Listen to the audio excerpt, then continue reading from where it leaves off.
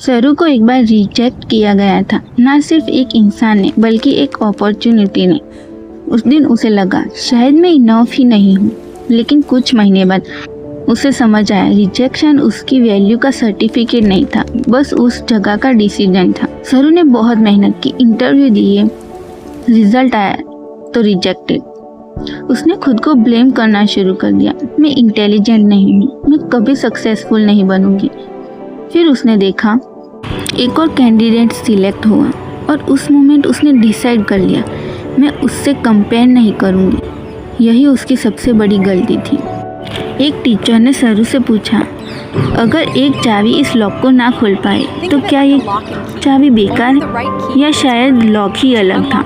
उस दिन सरू को समझ आया हर रिजेक्शन का मतलब तुम खराब हो नहीं होता, कभी कभी बस मैच गलत होता है। एप्पल कंपनी को भी शुरू में रिजेक्ट किया गया था। बहुत सक्सेसफुल लोगों को नो मिला है।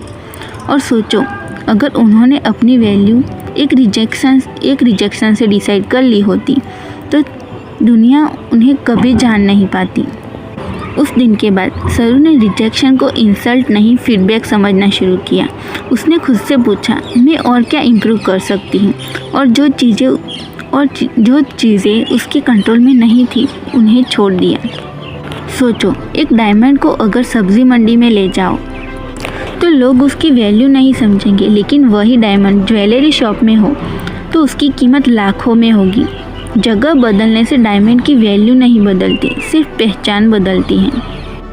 वैसे ही एक रिजेक्शन तुम्हारी वैल्यू कम नहीं करता।